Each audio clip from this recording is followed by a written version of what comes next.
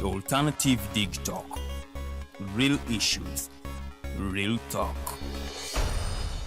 At first, we hit your gadgets with our state-of-the-art digitalized mobile studio with the debate on the road behind the wheels.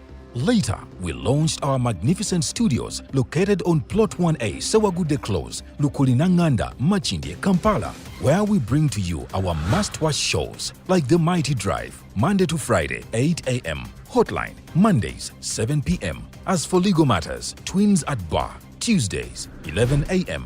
Wednesdays, 6 p.m. is Afro-Caribbean Link, where we connect Africa with the Caribbean.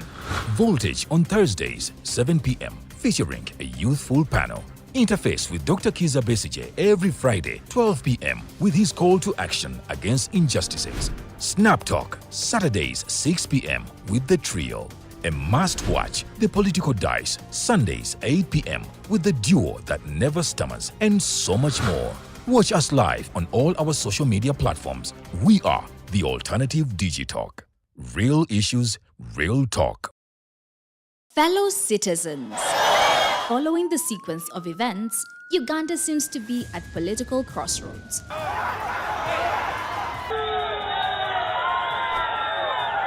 I'm not a servant of anybody. Madam, I know the law. As such, Alternative Digital brings you the Interface Show with retired Colonel Dr. Kiza Besige. Let's keep on the same page on Alternative Digitalk, As he gives you the alternatives on the transition question, rule of law, human rights and freedom, youth inclusion in governance, economic stagnation, as he confirms. I'll be always here every Friday from midday to 2 p.m. Be there. Don't miss the live discussion on the Alternative Uganda, Digitalk TV Facebook pages, and the Alternative Uganda YouTube channel.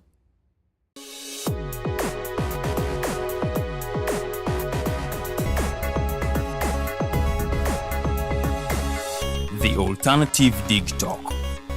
Real issues, real talk.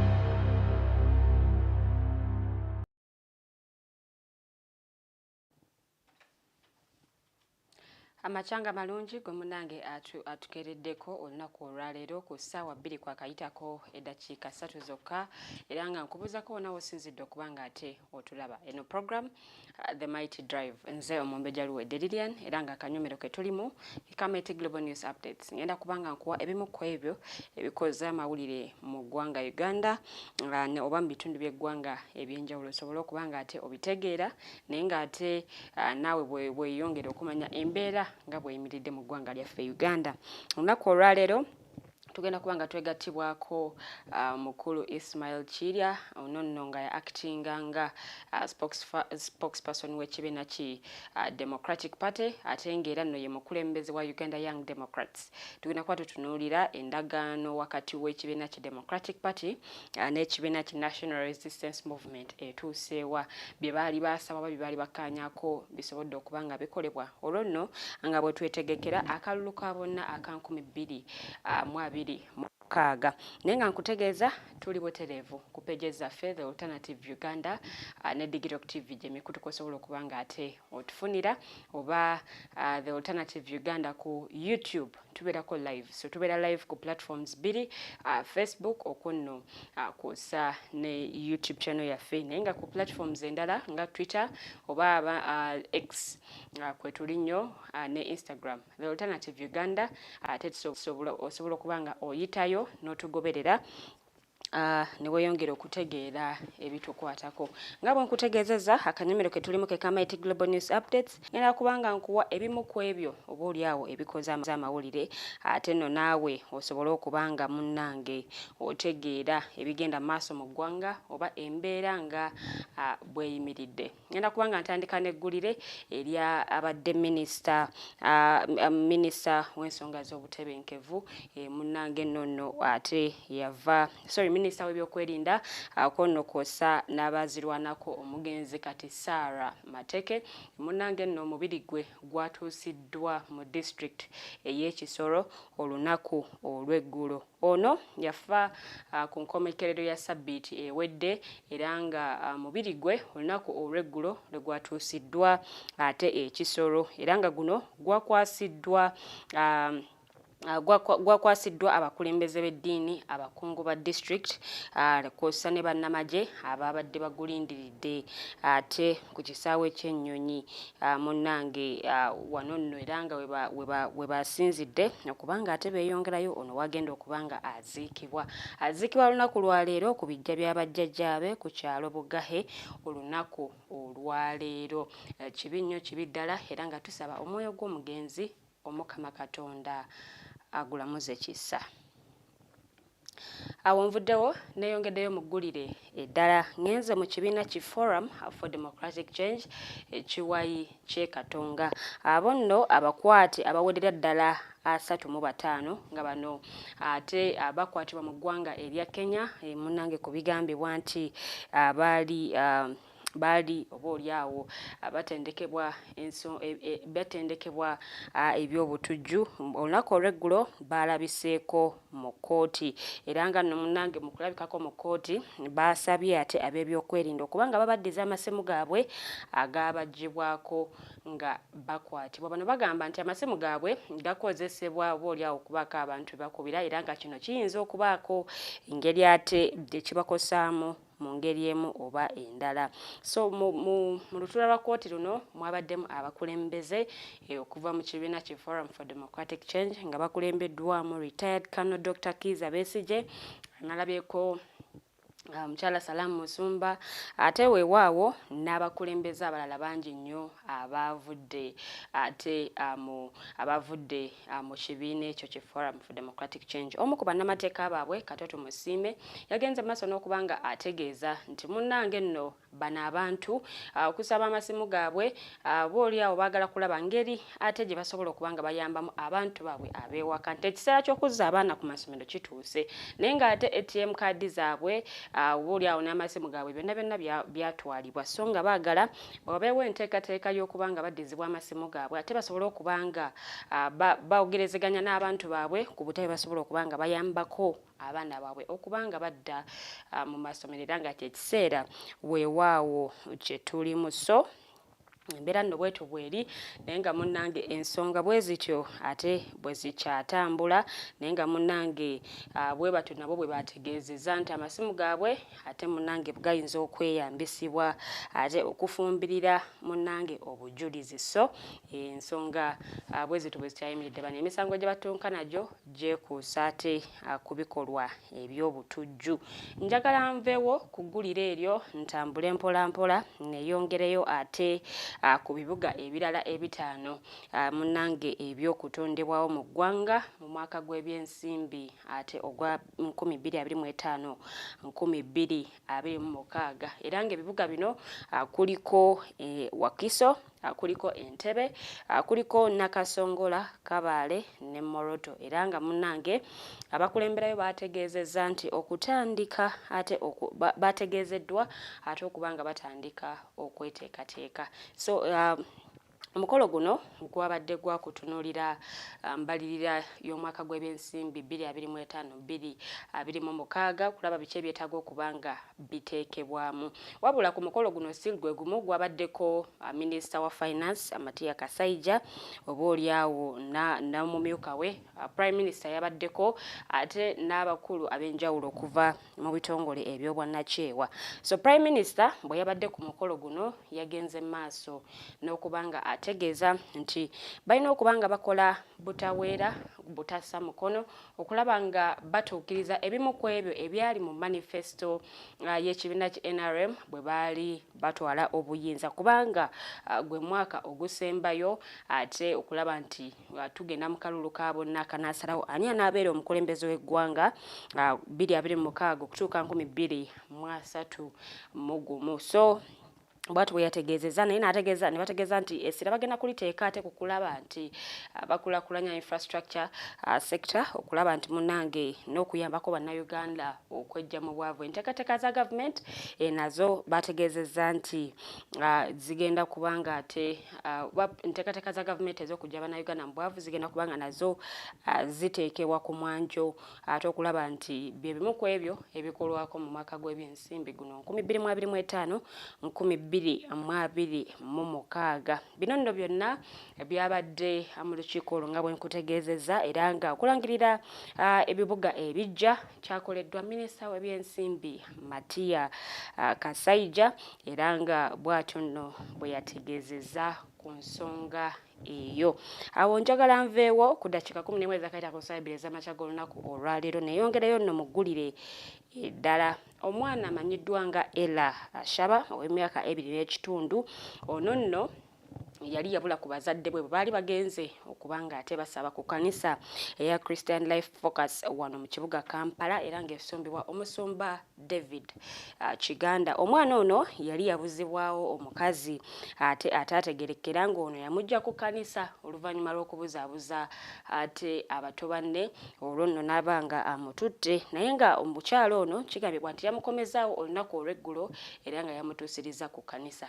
Era abazadde be bagenze maaso n'okubategeeza nti omwana ono alabise naye nga bo abazadde basabye ate poliisi okulaba nti abantu nga bano abawamba abaana babakwasa n'omukono ogw'ekyuma era nga ye ayogerera poliisi mu Kampala n'emiriraano omukulu Onyango yagenze maaso n'okukakasa ng'omukyalo ono bwe bamulina era nga ensonga z'okunoonyereza zikyagendera ddala mu maaso. Awo nno ovuddewo neeyongeddeyo ate muggulire eddala. Ekitongole ekivunaanyizibwa ku butonde bw'ensi Kinema kyazzeemu buto okuttukiza ate ebikwekweto ebyokusengula abantu abeesenza mu lutobazi olwa Lubigi. Olunaku olw'eggulo batandikidde ku batunzi b'ebimuli era nga bano babadde bakolera mu Kawaala nga byonna ebisinga ate bagenze maaso n'okulaba nti babisaawawo. NEMA egamba nti abantu bano babadde bakolera mu kifo kino mu bumenyi bw'amateeka era ne bakkiriza nti munnange batandikidde ate we baakoma nga balabudde ab'ennabweru ate munnange okubalindira. Kinajjukirwa nti NEMA yavaayo ate gye buvuddeko okulaba nti ettukiza ensonga y'okukuuma obutonde bw'ensi era nga bano bagenze mu maaso n'okusengula abantu abo abeesenza mu Lubigi nga bagamba nti munnange bano nno bali mu lutobazi oba beesenza mu lutobazi.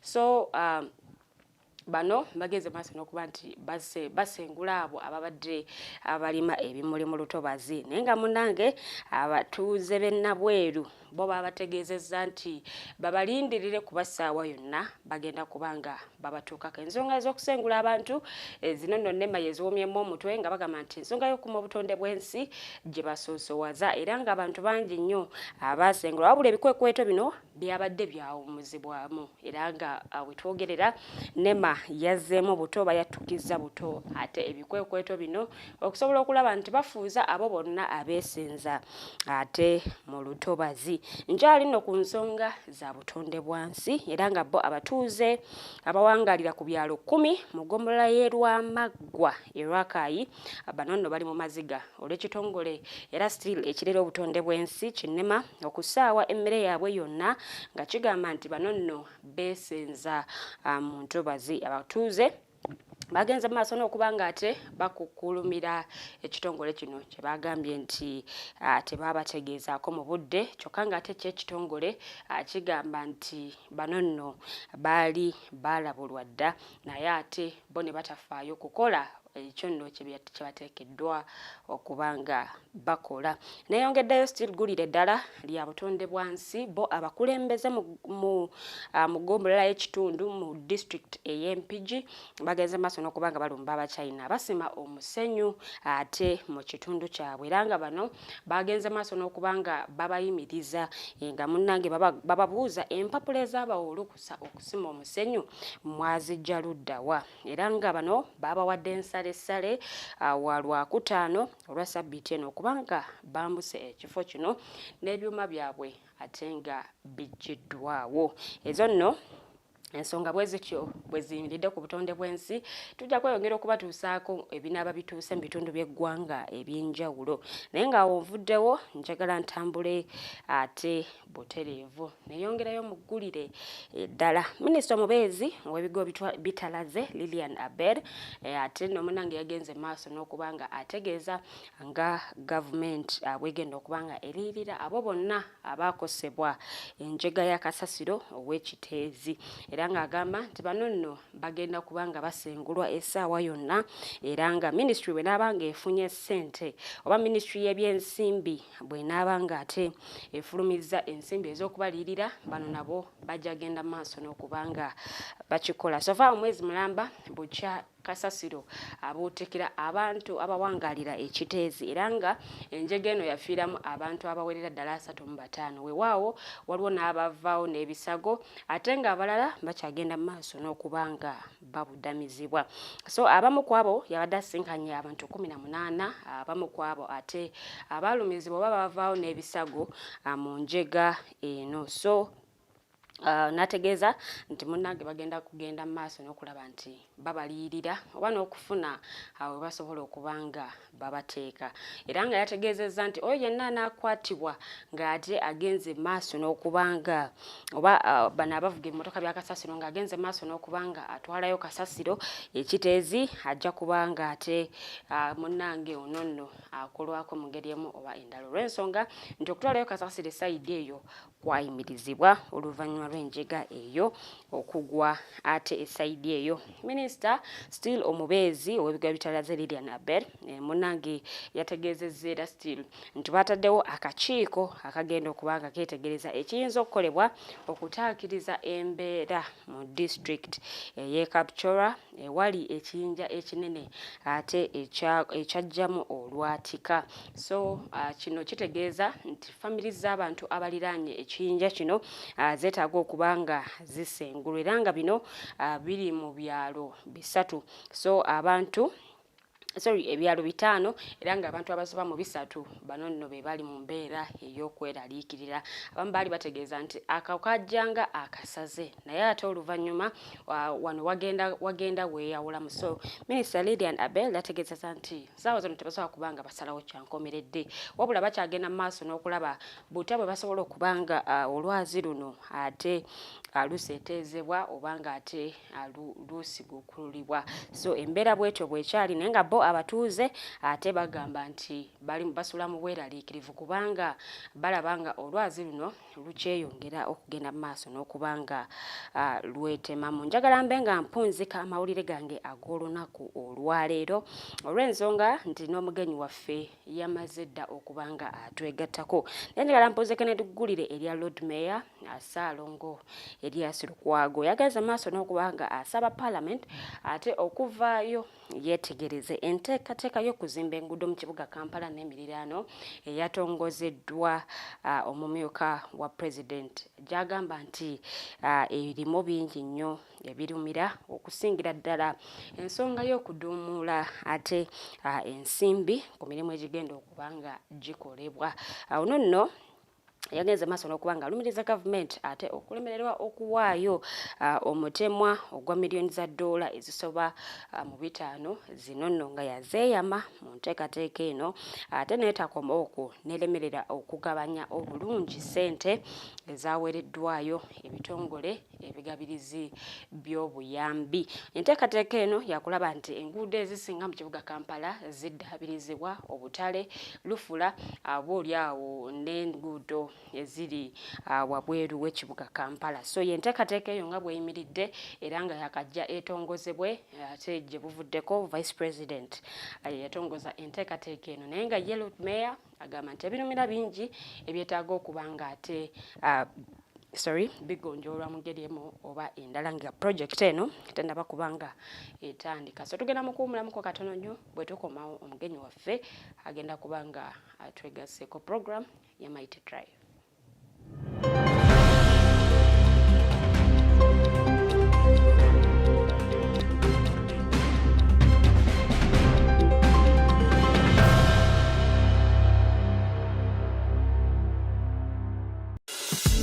What?